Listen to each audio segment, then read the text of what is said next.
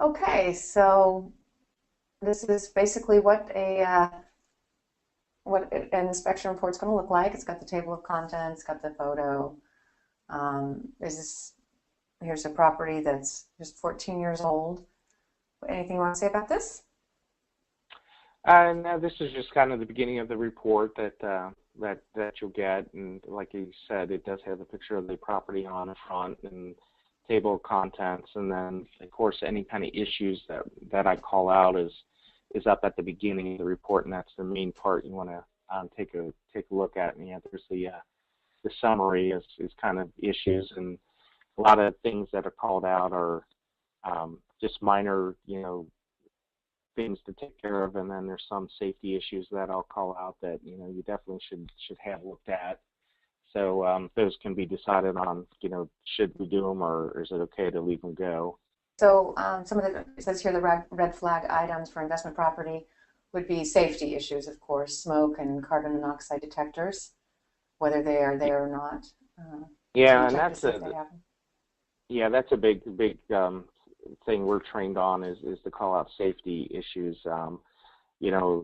Further on in the report, there's a handrail that didn't have enough supports on it, and you want to be able to walk down the stairs and be able to grip the handrail in case you trip, and make sure that it's not going to collapse on you.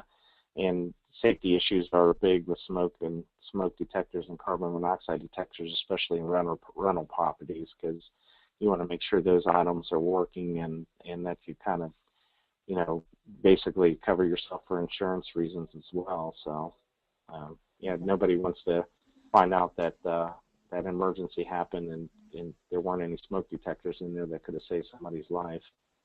Absolutely. Red flag item for investment property, like, oh, you already said that, railing, stairs.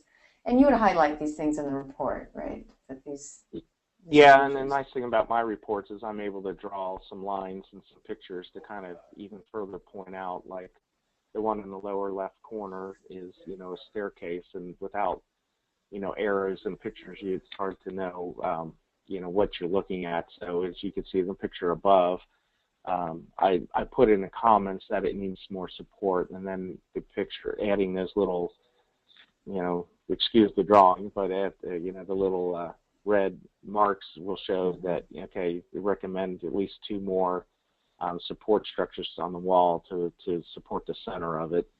And then again, on the right-hand side there wasn't any, the height of that particular porch was at the height where I recommended a railing, and then of course the right-hand side shows the picture of the railing after it was installed.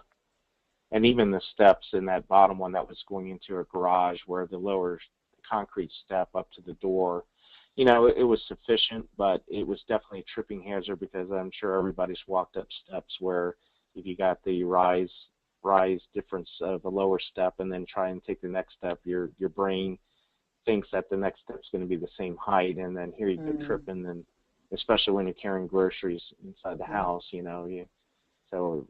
can recommend at least a higher step to even out that distance. Yeah, you don't need any slip and falls, especially if it might be your fault for not having the right um, steps to code. Right. All right. So the summary section also includes digital photos for more visual description of the issue, because a picture is worth 1,000 words. Absolutely. Harpwood inspection shows a need for cleaning and maintenance on the sump pump system. Sump pump, what is it? How do they work? Typical issues. Yeah. Do all homes have these? Should they have them? In Ohio, do they all have them? I mean, and No, a lot of houses don't, especially older ones, don't have sump pumps, because I honestly can't remember the year that they started saying, hey, it's a good idea to put in sump pumps. But, some houses are prone to have some water issues, or I think later on in the report we'll see some pictures of kind of a stone foundation, and a lot of the gutters around the house will kind of drain to the sump pump and then collect there, and then the pump takes it out and puts it into the sewer system. So a lot of the newer houses have them. Some pumps aren't.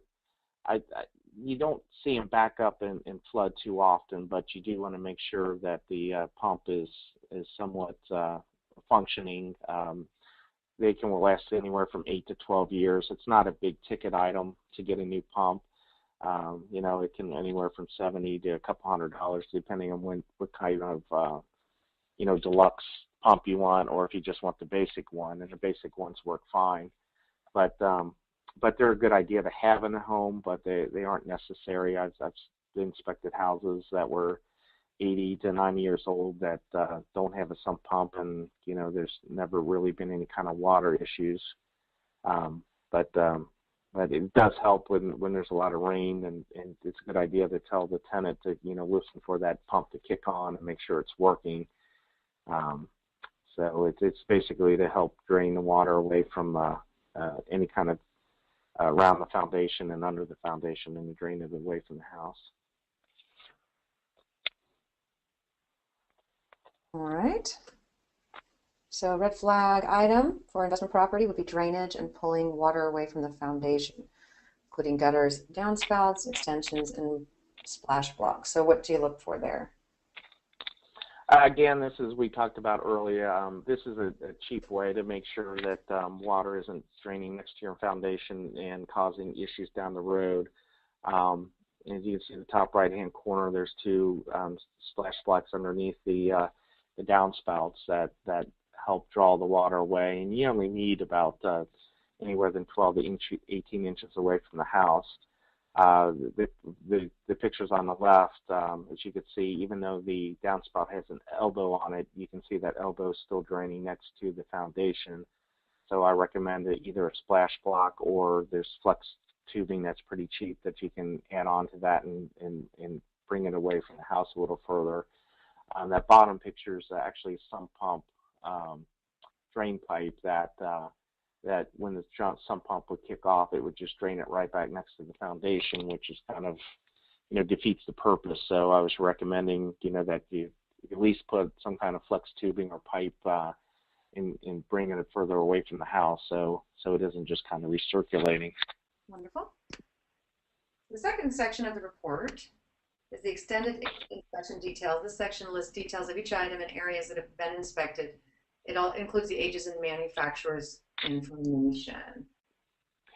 Yeah, and here's where I kind of noted the heating system. You got the manufacturer and the approximate manufacturer date and the serial numbers. So again, as you can see, I don't say there's only 5 years left in the gas-fired furnace, but at least this way when you get it that it's a new. This particular one was manufactured approximately August of this year, so how your system is and how new or old it is as well.